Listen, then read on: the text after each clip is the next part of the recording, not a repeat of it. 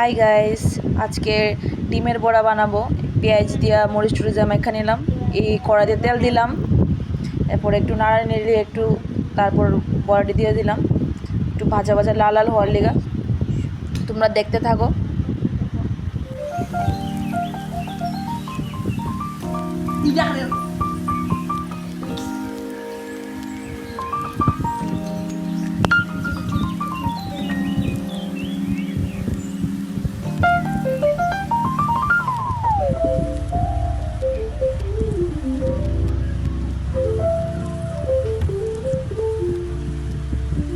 মাছের বড়া ডিম দিয়ে দিলাম, এখন একটু নাড়ানাড়ি করুন।